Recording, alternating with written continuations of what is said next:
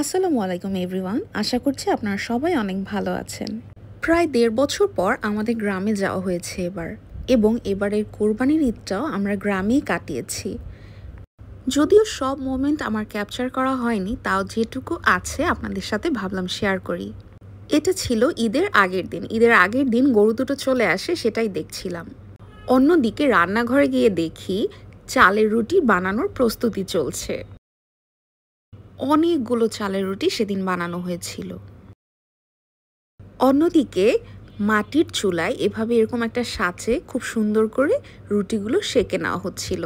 রুটি খাওয়ার জন্য এদিকে দেশি মুরগি খুব সুন্দর করে ভুনা করা হচ্ছিল।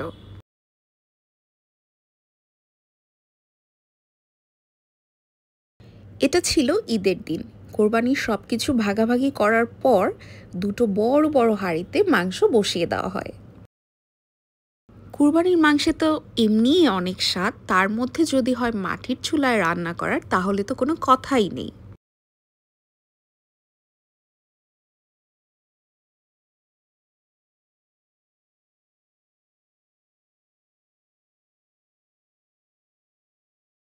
রান্না হতে হতে অন্যদিকে যেহেতু অনেক গরম পড়েছিল, তাই আমরা সবাই মিলে খুব মজা করে ডাবের পানি খেয়ে নেই।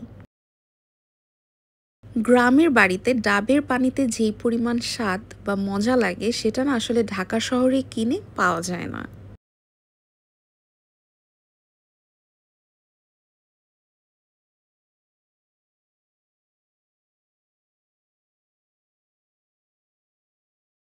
মাংস রান্না হয়ে যায় এবং দুপুরবেলা সবাই খুব তৃপ্তি নিয়ে গরুর মাংস দিয়ে আমরা ভাত খেয়ে নিই।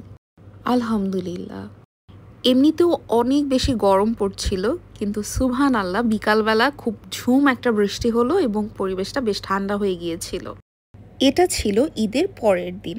আমাদের দাওয়াত ছিল, তো আপুর বাড়িতে আমরা ট্রলারে করে গিয়েছি। সেদিনও বেশ গরম পড়েছিল, কিন্তু আশেপাশের সিনারি দেখে না বেশ ভালো লাগছিল।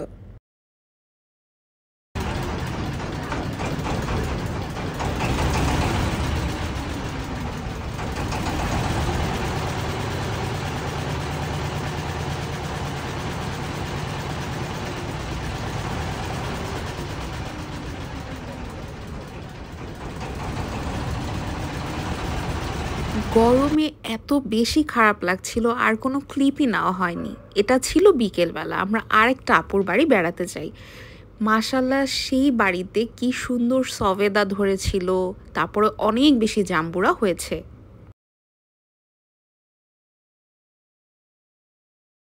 সন্ধ্যার দিকে আমরা আবার বাড়িতে যাওয়ার জন্য রওনা হলাম।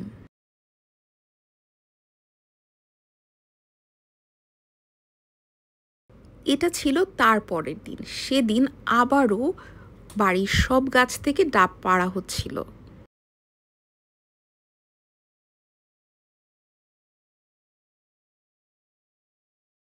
বিকেলবেলা আমরা একটু বাইরে ঘুরতে গিয়েছিলাম। গ্রামের পরিবেশটা না সুবহানাল্লাহ অনেক বেশি সুন্দর। এটা ছিল ঢাকায় ব্যাক করার ঠিক আগের দিন। আমরা ডিসাইড করি আমরা নদীর পাড়ে একটু ঘুরতে যাব এবং ওখানেই বিকালের চাটা খেয়ে আসব।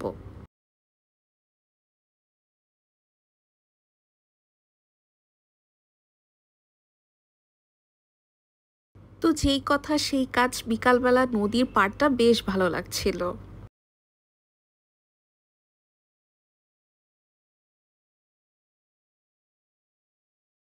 এদিকে চা ঢেলে নেওয়া হচ্ছিল।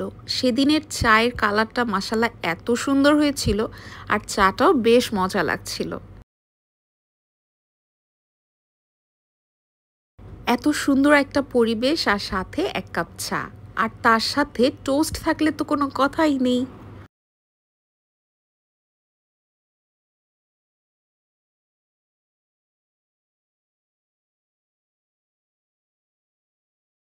সবাই মিলে ভেবেছিল সেদিন রাতে আমরা বারবিকিউ পার্টি করব, যেহেতু এটা শেষ দিন ছিল।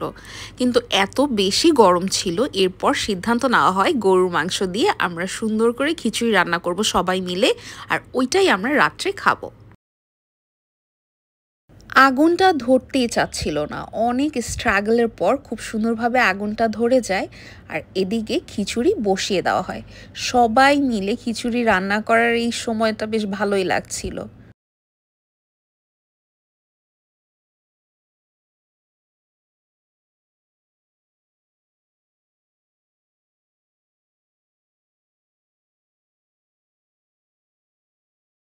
বেশ অনেকটা সময় ধরে খুব সুন্দর করে মসলাটা কষানো হচ্ছিল।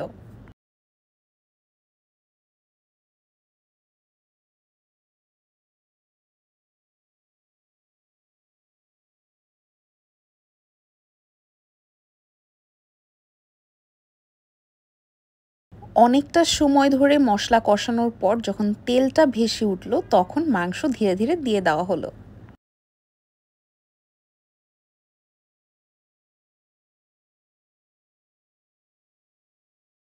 মাংস খুব ভালোভাবে সেদ্ধ হওয়ার পর খিচুড়ির চাল এবং ডাল দিয়ে খুব সুন্দর করে এই খিচুড়িটা রান্না করা হয়।